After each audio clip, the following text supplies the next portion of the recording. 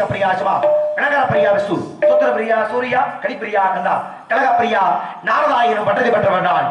நாய் என்றால் நாகம், ராய் என்றால் ராகம், தாய் என்றால் தாளம், இரு என்றால் ரீங்காரம், நாவகி ரதம் போல் செலுத்தக்கூடிய நாரதனாகப்பட்ட நான் அணி என்னமும் அனுஷ்டே நித்திய காரியங்களை முடித்துக் கொண்டு தாயில் சிறந்ததொரு கோவில் வெள்ளி, தந்தை சொல் மிக்கதோர் வந்தர் வழி என்ற வாக்கில் கிடங்கு சத்தியலோகம் சென்றை ஈ முதல் எறும்பு புல் பூண்டு உதவிய 84 லட்சம் ஜீவராசியை வடிக்கக்கூடிய தந்தை பிரமனை பணிந்து வெள்ளை கிளை கொடுத்தி வெள்ளை படிவோண்டு வெள்ளை அரியாசனத்தை வீழ்ச்சிருப்பால் அரசரோடு தம்மை சரியாசன வைத்த தாயை போற்றுவதற்குரிய தாய் கலைவாணியை பணிந்து வைகுந்தம் சென்றை மச்சா துரமா வரடா வாமனா நரசிம்மா பரசுராமா ராமா பலராமா கண்ணா கல்கி எனும் 10 அவதாரத்தை கதாநாயகன் எனது மாட்டன் பரந்தாமணியும் அணிந்து கையிலேங்கு சென்றேன் உலகலா வளர்ந்து ஓதற்கரியவன் நிலவலாகிய நீர்மலை வேணியின் அலையில் சோதியன் அம்பலத்தாடுவாள் மன்னர் சிலம்படி வாத்தி விளங்குவோம் திருநீரிட்டார் யார் கட்டார் சிவனை மறந்தார் யார் வாழ்ந்தார் என்பதற்கிழங்கு எம்பெருமான் சிவபெருமானை மணிந்து கழகம் தேடி இந்த உலகினை பணம் வரக்கூடிய நேரத்தில்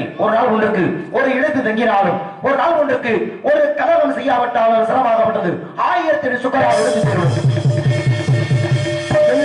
என் அண்ணன் தக்கனின் சாபத்திற்கிழங்கு கழகத்திற்கான நல்ல வழியை நாடினாலும் கூட யாரை பணிந்தால் கழகத்திற்கான நல்ல வழி பிறக்கும் என்று எண்ணி பார்த்தால் திகட சக்கர சமூகம் அமைந்துள்ளான் சகட சக்கர தாமரை நாயகன் அகட சக்கர விண்மணி யாவரி விகட சக்கர வைப்பதம் போற்றுவோம் போற்றுவதற்குரிய ஆதிவிதர் கடவுள் எம்பெருமான் விநாயக பெருமானை வணங்க வேண்டும். ஏன் பரம்பொருள் சிவன் நினைத்தாராம் தன்னுடைய பிள்ளைதானே விநாயக பெருமான். எதற்காக விநாயக பெருமானை நான் வணங்க வேண்டும், என்னைத்தான் என் பிள்ளை வணங்க வேண்டும் என்ற ஆணவ விகுதியால் விநாயக பெருமானை வணங்காமல் திரிபுர அசுரர்களை அழிக்க சென்றார். உலகத்தை தேராக்கி மேறுவனையினை வில்லாக்கி மகாவிஷ்ணுவை அம்பாக்கி இத்தனையும் செய்த சிவபெருமான் விநாயக பெருமானை வணங்காத ஒரே காரணத்தினால் தேன் அச்சாணி விழுந்து மண்ணிலே விழுந்து விட்டாராம். ஆக எம்பெருமான் சிவபெருமானுக்கு இந்த நிலைமை என்றால் நம் நிலைமை என்ன?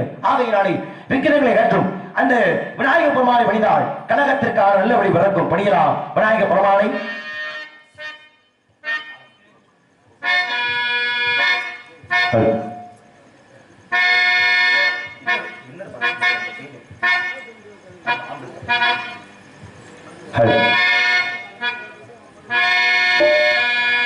அத்திமுகத்தனே 5 கரத்தனே சித்தி புத்தி விநாயக பெருமானே உன்னை சக்தி கேட்டபடி பக்தியோடு நான் தொழுது கதி எனக்கு நீ என்று வேறு யாரோ 5 கரங்களே அவையுங்களே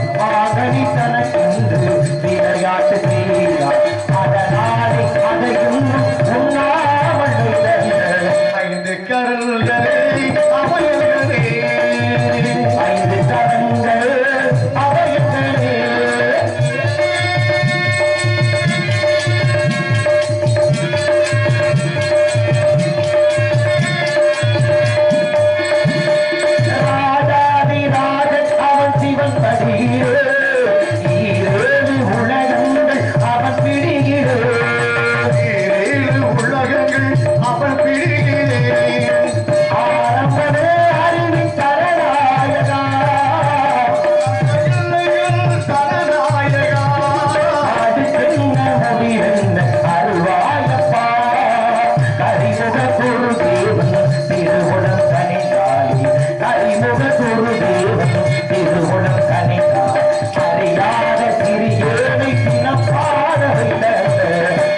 கரல்களே அவையல்களே காருண்யமே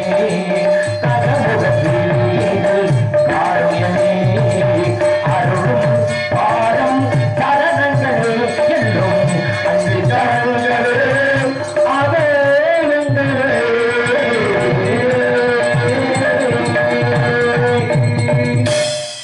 ஆதிமிதர் கடவுள் எம்பெருமான் விநாயக பெருமானை வடிவு கழகத்தினை தொடர்ந்து விட்டாரோடு எங்களுக்கெல்லாம் இந்த நல்லதொரு வாய்ப்பினை வாரி விழுங்கிய மாபெரும் கிராமமாகிய கருத்தலக்காம்பட்டி சேர்ந்து மாபெரும் கிராமத்தின் பெரியவர்களுக்கும் இந்த நாடகத்தினை உபயமாக பிரார்த்தனையாக நடாத்தக்கூடிய மரியாதைக்குரிய குப்பான் ஐயா அவருடைய குடும்பத்தார்களுக்கும் இளைஞர்களுக்கும் தாய்மார்களுக்கும் நாடக கலைஞர்களை வாழ்விக்கக்கூடிய அத்தனை நாடக ரசிகர்களுக்கும் என் சார்பாக நான் சார்ந்த மரியாதைக்குரிய அருமை அப்பா இந்த நாடகத்தை ஒருங்கிணைப்பாளர் அருமை அப்பா தங்கம் அவருடைய கலைக்குழு சார்பாகவும் மற்றும் எங்களை எல்லாம் வழி நடத்தி வந்த எனது உடன்படமான அன்பு சகோதரர் நகைச்சுவை நடிகர் அருமை அண்ணன் அக்கியமடி சார்ந்து அண்ணன் கலைமூர்த்தி அண்ணன் அவர்களுக்கும் மற்றும் அவர்தான் இன்று ஒளிப்பதிவு செய்து கொண்டிருந்தார் அருமை அண்ணன் சுப தங்கராஜ் ஒளிப்பதிவு நிறுவனத்தாருக்கும் மற்றும் மற்றொரு ஒளிப்பதிவு நிறுவனம் தமிழ் கலாச்சாரம் ஒளிப்பதிவு நிறுவன சார்ந்து அருமை சகோதரர் பாண்டி அவர்களுக்கும் மனமார நன்றியும் வணக்கத்தை மனதாறு உறுத்தாக்கி கொண்டு வந்தாரை வரவேற்பதும் வந்தாரை வாழ வைப்பதும் தமிழுடைய மாண்பு. இந்த உலகத்துல வேற எந்த ஒரு பிற மொழிக்கும் கடவுள் என்று யாரும் கிடையாது. இவர்தான் உருது கடவுள்னோ இல்ல இவர்தான் பெங்காலி கடவுள்னு யாரையும் சொல்றாங்க. ஆனா தமிழ் கடவுள்னு இந்த உலகின் எந்த மூலையில போய் கேட்டாலும் தமிழ் கடவுள்னா யாருப்பா அப்படின்னா முருகப்பெருமான். ஏன் சிவபெருமான சொல்லலாம், இல்ல பெருமான சொல்லியிருக்கலாம், இல்ல விநாயகர் கூட சொல்லியிருக்கலாம். ஏன்னா அவை பிராட்டி தமிழுக்காக ஏப்பா எனக்கு இளமை வேணாப்பா எனக்கு முதுமையை கொடு என்று கேட்டு பெற்றது அண்ணல் விநாயக பெருமான். அப்ப விநாயக பெருமானுக்கும் தமிழுக்கும் கூட சம்பந்தம் இருக்கிறது. ஆனா விநாயகர் சொல்லல, தம் முருகனை தான் சொல்றோம். ஏன் என்றால் சங்க வைத்து தமிழ் வளர்த்த பெருமை மதுரை எமதி கொண்டு அந்த முதல் சங்கத்துல முதல் நூலாக எதை கொடுப்பது என்ற கேள்வி எழுந்த பொழுது எம்பெருமான் முருகனை இறங்கி வந்து அகத்தியர் எழுதிய அகத்தியம் என்ற முதல் தமிழ் இலக்கண நூலை அரங்கேற்ற செய்து வைத்தாராம். ஒரு மொழிக்காக ஒரு கடவுளை இறங்கி வந்திருக்காருன்னா அவரை சொல்லாம யாரை சொல்ல போறோம்? அத்தனை சிறப்புக்குரியவர் எம்பெருமான் முருக பெருமான். அறிவு முருகமாகி அனாதியாய் பலவாய் ஒன்றாய் பிரம்மமாய் என்ற சோதி பிளமுதறி மேனியாகி கரணிக்கர் மோங்களாலும் கரங்கள் படி என்று கொண்டு ஒரு திருமுருகன் வந்தால் உதித்தன உலகிய போற்றக்கூடிய முருகப்பெருமானி படித்து கழகத்தை தொடர்ந்தால் கழகம் சிறக்க படுகிறார் முருகப்பெருமானை.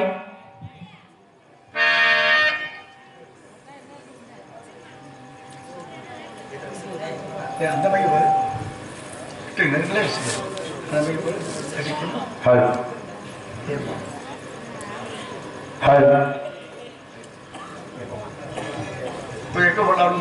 போட்ட சேர்க்க முடியும்.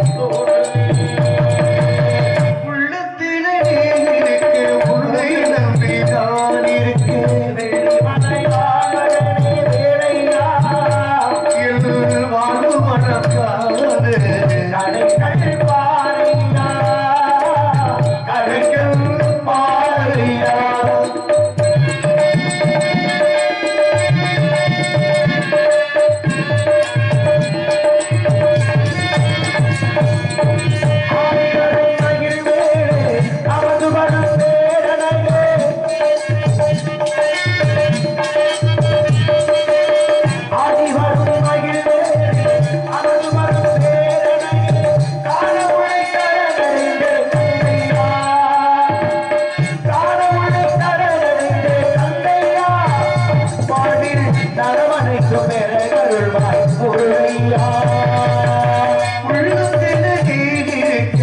உன்னை நம்பினான் வெள்ளி மலை ஆண்டவனையா வாழ்வுவனம் காண கடைகள் பாறையா கடைகள் பாறையா கடைகள் பாறை கடைகள் பாறையா முருகனை மணிந்து கலாபத்தனை தொடர்ந்து விட்டாலும் கூட இடத்திலே பணியணும் என்றால் முகிர்குடியின் கீழிறங்கும் சோலை பிள்ளை முத்தமண மணிபத்து மாலை படத்தில் விளங்கி பூவுலகை சுவையாக சொல்லத்தான் சுகமாக விடியும் அதிகாலை அதை சொல்லாமல் இறக்கன வேலை என்பதற்கிணங்க இடத்தை வர்ணித்தால் இடத்தை கவனிக்க நேரத்தை அடர்ந்த மரங்களும் அங்கே உலாவில் தெரிகின்ற பறவை இனங்களின் ஓசையை கேட்கிற பொழுது மூலவத்தை இப்படியான இடத்தை கவனிக்க வேண்டும் என்பதை நாவல் விரணிக்கலாம். இடமக வீட்டுக்குள்ளே இளப்பிரையா வந்தவளே வாழையடி வாழையன வளர்ந்து வரும் சந்திரனே பாழ்வழியும் பூமுகத்தில் நீர்வழிய கூடாதா பார்த்து புட்டா பெத்த மனோ தாங்காதா கண்மணியே கண்ணுரங்கு கண்ணுரங்கு கண்ணுரங்கு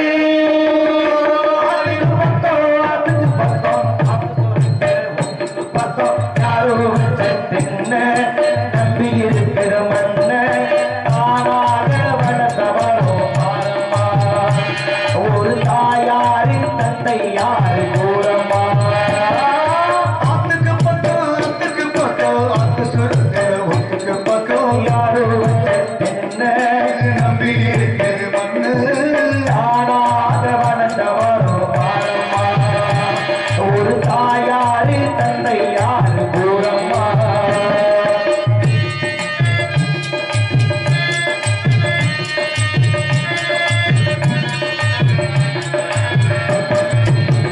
ஆண்டவனும் நானும் இங்கு அண்ணன் தம்பி கீடு புள்ள அவனுக்கு என்ன போல அப்பா அம்மா யாரு ஆண்டவனையாக இங்கு அண்ணன் கேடு புள்ளு அவனுக்கு என்ன போல அப்பா அம்மா யாரும் இல்லை ஒருத்தருக்கு தொந்தவில்லையம்மா ஓடு நதி ஒருத்தனுக்கு சொந்தமில்லை அம்மா இது ஓட்டை கூறி வீட்டுக்காரே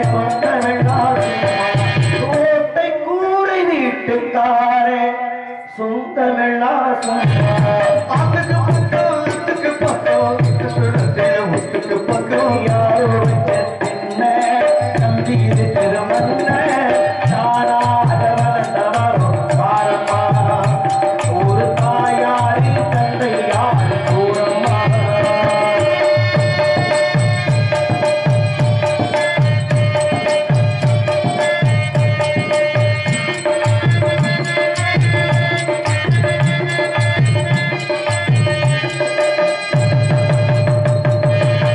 பாடி வந்து கடன தீங்க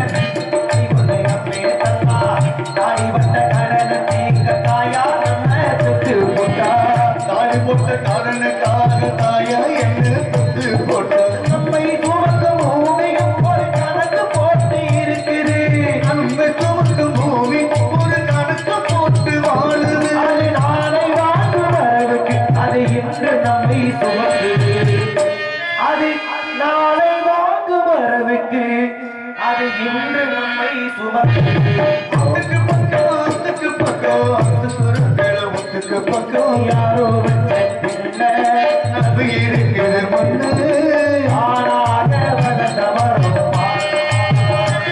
ஒரு தாயாரி தந்தை யாரு கூறம்மா ஆனாக வளர்ந்தவரோ பாரம்மா ஒரு தாயாரு தந்தை யாரு கூறம்மா இடத்தை வளர்ந்தாள் வளர்ந்து கொண்டிருக்கலாம் உலக இறங்கிருக்கு நாகரிகம் பண்பாடு கலாச்சாரம் வீரம் விவேகம் இவை அனைத்தையுமே உறக்க சொன்ன ஒரே நாகரிகம் இந்த உலகத்திலேயே தமிழ் நாகரிகம் மட்டுமே. அதற்கு எடுத்துக்காட்டாக எத்தனையோ வரலாற்று சின்னங்கள் இந்த உலகத்தில் இருந்தாலும் இன்னைக்கு எடுத்துக்காட்டுக்கு தஞ்சை பெரிய கோவில். ஏன்னா தஞ்சை பகுதி ஒரு சமவெளி பகுதி. அங்கே மலையோ பாறையோ கற்களோ இல்லாத ஒரு சமவெளி பகுதியில ஒரு அவ்வளவு கற்கோவில் கட்டுவது என்பது இன்னைக்கு காலகட்டத்தில் நினைச்ச கூட பார்க்க முடியாத ஒரு விஷயம். ஆனால் அதையும் 1000 ஆண்டுகளுக்கு முன்னாகவே செய்து காட்டினான் ராஜராஜ சோழன். கோயில் கட்டிட்டாரு, வெறுமனே சும்மா கோயிலை கட்டிட்டு போய் சாமியை கும்பிடுங்கப்பா அப்படின்னு சொல்லாம தான் கட்டிய கோவில்ல தன் உயிருக்கு நேராக மதிக்கக்கூடிய தமிழ் மொழிக்கு ஒரு பெருமையை கொடுத்தான் ராஜராஜன். எப்படி? தமிழ் எழுத்துக்கள் உயிரெழுத்து 12, அந்த ஆலயத்துடைய லிங்கத்துடைய உயரம் 12 அடி, மெய்யெழுத்து 18, அந்த லிங்கத்துடைய அகலம் 18 அடி, உயிர்மை எழுத்து 216, அந்த கோபுரத்துடைய உயரம் 216. 1000 எழுத்து உண்டு உள்ள லிங்கம் எண்ணிக்கை மற்ற கோயில்ல பரிவாரத்திலே பல லிங்கங்கள் இருந்தாலும் ஆனால் கருவறைக்குள்ளே இருப்பது அங்கே ஒரு லிங்கம். மொத்த எழுத்துக்கள் 247. அந்த உள்ள கூடிய லிங்கத்துக்கும் வெளியில கூடிய நந்திக்கும் இடைப்பட்ட தூரம் மிகச்சரியாக 247 அடி. அப்ப பெருமனைய கோயிலை கட்டாம தான் கட்டிய கோவிலிலே தான் வணங்கக்கூடிய தமிழுக்கு ஒரு பெருமையை கொடுத்தான் ராஜராஜ சோழன். சரி, அப்பா கோயிலை கட்டிட்டாரு, பிள்ளை சுமாரமானா தன் தந்தைக்கு நிகரான ஆலயத்தை நானும் கட்டி காமிக்கிறேன் அப்படின்னு ஆவல் கொண்டால் ராஜராஜனுடைய பிள்ளை முதலாம் ராஜேந்திர சோழன். அவர் கட்டின கோயில் கங்கை கொண்ட சோழபுரம்னு இன்னைக்கு அரியலூர் மாவட்டத்தில் ஜெயங்கொண்டம் பக்கத்துல அது ஒரு மிகப்பெரிய ஒரு கற்கோவில். பிரச்சனை இல்ல, ஆனா பேர்ல தான் பிரச்சனை. என்ன பிரச்சனை? ஒருவேளை காவிரி கொண்ட சோழபுரத்தை அவர் வச்சிருந்தாருன்னா நியாயம். ஏன்னா இன்னைக்கு தமிழ்நாட்டில் ஓடக்கூடிய நதி காவிரி சோழ வளநாட்டை செழிப்பா மாத்துது. சரி, அப்ப நியாயமா காவிரி கொண்ட சோழபுரம் அப்படின்னு வச்சிருக்கலாம். ஆனா கங்கை கொண்ட சோழபுரம், கங்கை தமிழ்நாட்டில ஓடுது இல்ல, அதை விட வடநாட்டுல ஓடிட்டு இருக்கு. வடநாட்டுக்கு தமிழ்நாட்டுக்கு சம்பந்தம் இருக்கா? ஆமா. அப்ப சம்பந்தம் இல்லாத பொழுது எதற்காக வடநாட்டுல ஓடுன கங்கை நதியின் பெயரால கங்கை கொண்ட சோழபுரம் நீங்க வைக்கணும்? அங்கே வரலாற்று சிறப்பை நம்ம கவனிச்சு பார்க்கணும். ஏன்னா அவர் கோயிலை கட்டிட்டார். கட்டிய கோவிலுக்கு கும்பாபிஷேகம் செய்வதற்காக என்ன பண்ண, இங்க படையெடுத்து போய் அந்த மன்னனை கேட்கிறார், ஐயா நான் ஒரு ஆலயம் கட்டியிருக்கேன், கும்பாபிஷேகம் பண்ணணும், அதனால இந்த கங்கை நதியில ஒரு ஒரு குறிப்பிட்ட அளவு நீரை கொடு அப்படின்னு கேட்கிறார். ஆனா அவன் என்ன சொல்றான், தண்ணியா ஒரு சொட்டு தர முடியாது அப்படிதான் சொல்றான். அப்ப ஆரம்பிச்சவங்க இப்ப வரைக்கும் நிறுத்தல. அப்ப என்ன பண்ணிட்டாங்க, இவன் கோவப்பட்டு இங்க இருந்து வந்து சொன்ன பாத்தீங்களா, அவன் மீது படையெடுத்து சொன்ன அவன் அடிச்சு உதைச்சு அவன் தலையிலேயே கங்கை நீர் கொண்டு வந்து இங்கே அபிஷேகம் செய்தார். ஆக வடநாட்டில் உள்ள கங்கையை தமிழ்நாட்டுக்கு கொண்டு வந்தது நினைவாக வைக்கப்பட்ட பெயர் தான் கங்கை கொண்ட சோழீஸ்வரன் பேரு. மேடைக்கு இன்னரே கிடைக்கிறதுல ஏதாச்சும் பண்ணுங்களேன், ஸ்பீக்கர்ல நம்ம எதனால விசில் வருதுன்னு பாருங்க. மேடைக்கு கண்ணீர் இருந்தா தான் நாங்க பேசுறது சிரமம் இல்லாம இருக்கும். அவுட்டு ரொம்ப நல்லா இருக்கு, நான் பார்த்தேன் வெளியில ரொம்ப ஆத்திருக்கு. மேடைக்கு மட்டும் இன்னும் கொஞ்சம் குறைவா இருக்கு. ஆமா, ஸ்பீக்கர் அந்த குழாயை கூட அந்த பக்கம் திருப்பி விட்டு. அப்படியான சிறப்பான ஒரு பெயரை கொடுத்ததற்கு காரணம் கங்கை கொண்ட சோழீஸ்வரன் ஒரு ஆகச்சிறந்த ஆலயம். அதை கட்டிய மன்னன் ராஜேந்திர சோழன் தமிழ் மண்ணுக்கு ஒரு மிகப்பெரிய பெருமையை கொடுத்தான். அதனாலே உருவானது மிகப்பெரிய வரலாற்று சிறப்புமிக்க ஒரு ஆலயம். இப்படி எத்தனையோ வரலாற்று சிறப்புகளை இந்த மண் கொண்டிருந்தாலும் கூட இடத்தை பற்றியும் இங்கே வசிக்கூடியதை கவனிக்க வேண்டும் என்பதற்காக ஏதேனும் சத்தம் கேட்கின்றதா? அந்த சத்தத்தை வைத்து கலகத்திற்கான நல்ல வழி கிடைக்குமா? கவனித்து பார்க்கலாம். நாராயணன்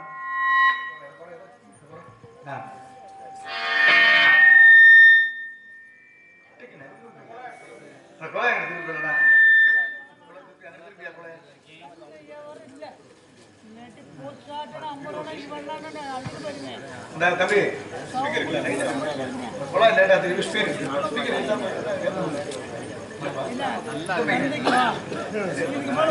ரெண்டுமே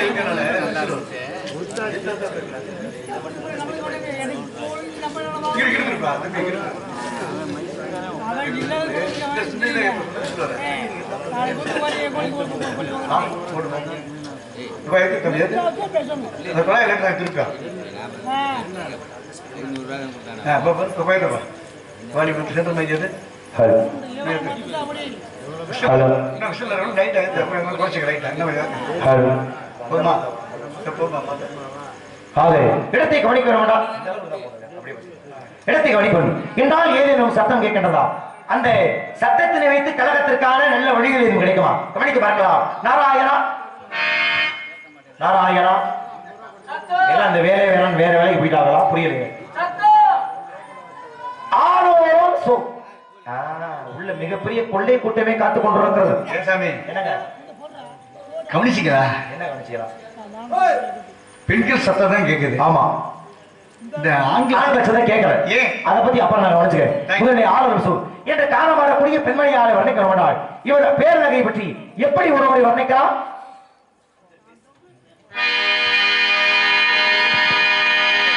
என்ன அழகு எத்தனை அழகு கோடி மலர் கொட்டிய அழகு இன்றெந்தன் கை சேர்ந்ததே என்ன அழகு எத்தனை அழகு கோடி மலர் கொட்டிய அழகு இன்றெந்தன் கை சேர்ந்ததே சின்ன அழகு சித்திர அழகு சிறுநெஞ்சை கொட்டிய அழகு இன்றெந்தன் தோல் சாய்ந்ததே எந்தன் உள்ள கையில் ஒரே சொல்லி மனசை தைத்தாள் சுட்டு விழி பார்வையில் சுகம் வைத்தாள் அன்பெனும் கடலில் இறந்து விட்டு நீ கரமொன்று கொடுத்தால் இழந்து விட்டு என்ன அழகு எத்தனை அழகு கோடி மலர் கொட்டிய அழகு நீருங்கள் கை சேர்ந்தது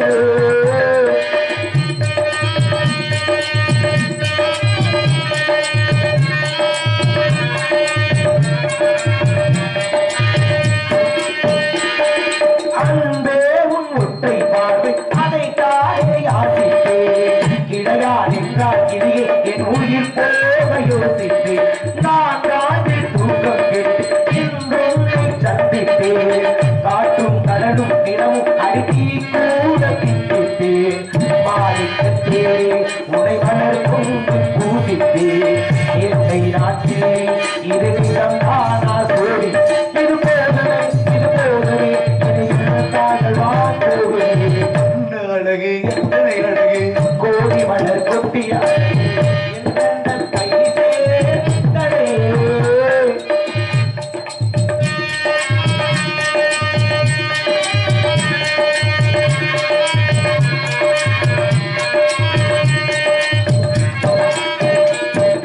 நான் கொண்ட ஆசைகள் நான் காண்டி ஆசைதான் உறங்கும் போதும் ஒளிக்கும் அடிக்கும் கொடுத்தின் ஓசைதான் நீ வீசும் பார்வையில் ஒரு பாட்டு எங்கள்தான் படிக்கும் கொடுமை மொழியில் அடித்தமிழ் வார்த்தை கொஞ்சம்தான் இன்றை ராத்திரி உன்முழு வார்த்தை நான் கண்டேன் கை தொட்ட நேரம் என் முதல் தோற்றம் நான் கொண்டு மகராணியே மலர்வாணியே இது என் உள்ளாவி உன்னாவியே என்ன அழகு எத்தனை அழகு கோடி மலர் கொட்டிய அழகு எந்தெந்தன் கை சேர்ந்ததே சின்ன அழகு சித்திர அழகு சிறு நெஞ்சை கொத்திய அழகு எந்தெந்தன் தோல் சாய்ந்ததே எந்தன் உள்ள கையில் அவள் உயிரை வைத்தாள் ஒரே சொல்லில் மனசை தைத்தாள் தொட்டு வெளி பார்வையில் சுகம் வைத்தாள் நான்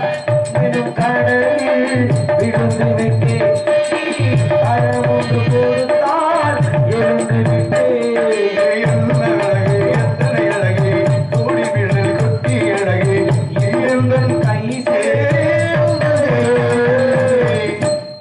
பெண்மணியாக வர்ணிக்க வேண்டும் என்றால் 1000 பாட்டுகளை கூட அடுக்கடுக்காக வர்ணது கூட இருக்கலாம், பிரச்சனை இல்லை. நீங்க சொன்ன மாதிரி அந்த கோமாளி வாயை திறக்கவில்லை. ஏன் திறக்கல? ஏன் வாயை திறக்கவில்லை? ஆணவம், திமிரு, மண்டகணம். ஒரு பப்புனுக்காரனுக்கு இவ்வளவு மண்டகணம் தேவையா? அவன் படிச்சிருக்காங்க என்ன படிச்சிருக்காரு? என்ன பிஏ அவன் படித்திருப்பதால் உங்களை மூளை செலவு செய்து கொண்டிருக்கிறான். எப்படி புராணம்னா என்னன்னு தெரியாது, இதிகாசம்னா என்னன்னு தெரியாது. உங்களுக்கு எத்தனை புராணம் தெரியும்? என்ன கேக்குறீங்களா? கேட்காத. 18 புராணங்களை படித்திருக்கிறேன். அதுதான் ஏன் எகத்தால சிரிப்பு? அவன் 19 கூட 19 தெரியும் 19 கூடவா? என்னங்க வித்தியாசம் இருக்கு? 19 ஐயோ சரி, இப்ப படிச்சிருக்காரு தெரியலா? ஆமா. படிக்கட்டும், அந்த அவனை வேணாங்கல்ல. இதிகாசம் தெரியும். நீ பப்புனி வேஷம் போட்டதுனால நீ புராணம் படிக்காத, இதிகாசம் படிக்காத நான் சொல்ல மாட்டேன். சரி இதிகாசம் படிப்பதோ புராணம் படிப்பதும் உன் சௌரியம். படிச்சுட்டு போ. சரி. உடனே நான் வேணாம் சொல்லலையே. சரி. ஆனா இந்த நாடகத்துல உனக்கான கதாபாத்திரம் என்ன? என்ன கதாபாத்திரம் பப்புன்னு வேஷம் போடுறாரு. வெறும் பப்புனு, ஆமா சாதாரண பப்புனுக்காரன். உனக்கு எதுக்கு இவ்வளவு மண்டகணம்னு நான் கேட்கிறேன். சும்மா படிச்சிருக்கானா திரும்ப திரும்ப படிச்சுக்காம சொல்லக்கூடாது. இவர் வருங்க ஏதாச்சும் ஒரு அர்த்தம் வேணும். ஆ. இப்ப நான் நாரது, எனக்குன்னு இந்த ஒரு கதையில ஒரு வேலை இருக்கு. சரி. என்ன வேலை? முருகப்பெருமாட்ட போய் முருகா நான் வள்ளியை தவாதிருக்கேன் என்று சொன்னாதான் முருகன் வருவார். சரி. இது எனக்கான வேலை. இப்ப உங்களுக்கு என்ன வேலை? மறுபடியும் வாசிக்கிறேன். பின்பாட்டு பாடுங்க. ஆ.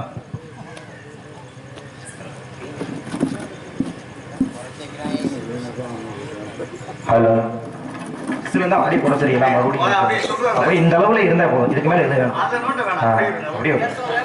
வரைக்கும்.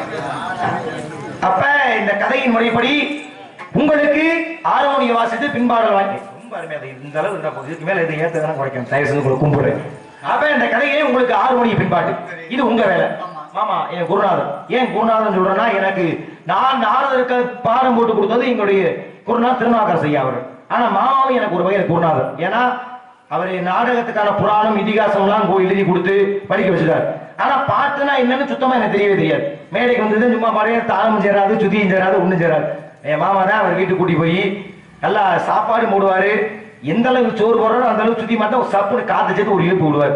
ஆமா, அது மாதிரி ஒரு தாளம்னா இதுதான், சுதினா இதுதான் எனக்கு தெரியப்படுத்தி என் மாமா செங்குத்தலை மாமா அவர்களுக்கு இன்றும் நன்றி கடப்பட்டிருக்கேன்.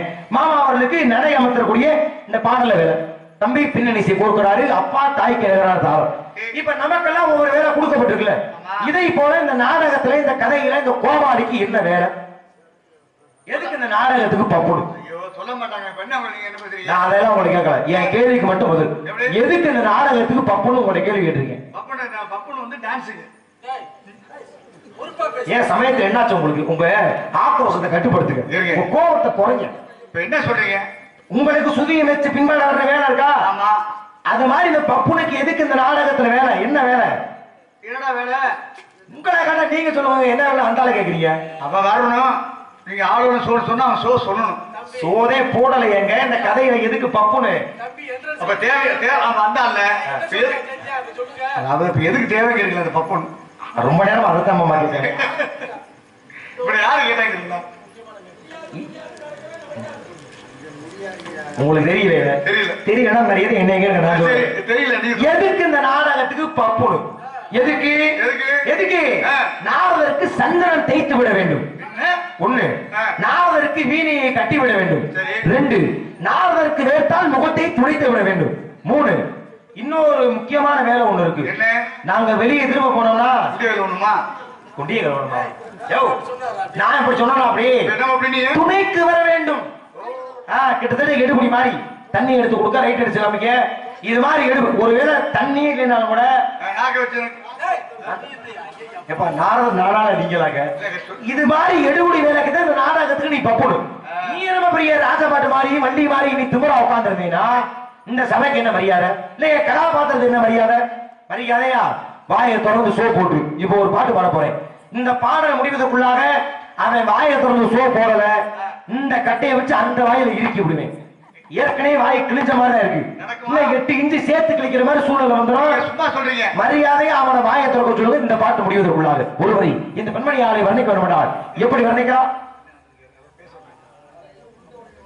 எனது அருமை மதிப்பிற்குரிய ஜெயமாதவன் அவர்களுக்கு முத்தப்பா ரசிகர் மன்றங்கள் சார்பாக நல்லூரை சேர்ந்த எனது அருமை மாமா வெள்ளைச்சாமி அயல்வாழ் வெளிநாட்டு வாழ் நண்பர் அவர்கள் முத்தப்பாவினுடைய ரசிகர், அவர்களுடைய சீடராகிய மதிப்பிற்குரிய எனது அன்பர் ஜெயமாதவன் அவர்களுக்கு முத்தப்பா ரசிகர் மன்றம் சார்பாக ஒரு 100 புதிய காசுகளை அன்பளிக்கிறோம். நன்றி, வணக்கம்.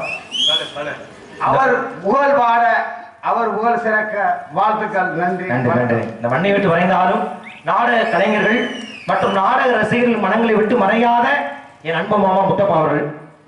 முத்தப்பா மாமா எனக்கு குருநாதர் கிடையாது. முதல்ல ஏன்னா அவர்கிட்ட பாடம் எடுக்க அவர்கிட்ட தான் போனது. ஆனா அந்த நேரத்துல அவர் வந்து ரொம்ப பீக்ல ரன்னிங்ல இருந்த நேரம், அதனால அவரை இம்சப்படுத்த கூடாதுன்னு அவர்கிட்ட ஒரு ஆசி மட்டும் வாங்கிட்டு என்னுடைய குருநாதர் திருநாவுக்கரசு ஐயா அவர்கள் அவர்கிட்ட பாடம் வாங்கியாச்சு. பாடம் வாங்கி மேடையத்தை அரங்கேற்றம் பண்றதுக்கு மேடை கிடைக்கல. மேடை இல்லாம தவித்த பொழுது மாமா முத்தப்பா கேள்விப்பட்டு, ஆனா மாப்பிள்ள நான் போற மேடையோட அரங்கேற்றம் பண்றேன் அப்படின்னு முதல் முறையாக 2006 எங்க ஊர் பக்கத்துல கத்தாலமட்டுன்ற மேடையில அவர் போன நாடகத்துல இப்ப இந்த நடக்கக்கூடிய இந்த 5 பாட்டு பாடுற பகுதி மட்டும் என்னை பண்ண சொல்லி இந்த கலைத்துறைக்கு அஸ்திவாரம் போட்டு இந்த வாழ்க்கையை பிச்சையா கொடுத்தவர் என் மாமா முத்தப்பா அவர்கள்.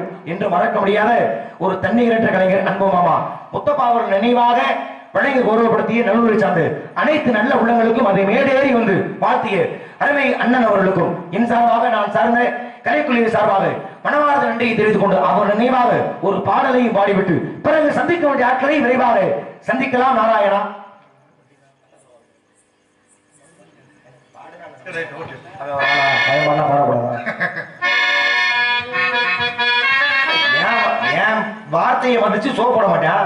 இவனை மதிச்சு இவன் பாட மாட்டான், நான் பாடாம இருக்கணுமா? அப்படிலாம் அவசியம் இல்லை. இவன் வம்புடுத்தா நானும் வம்புடுத்தேன். தன்னை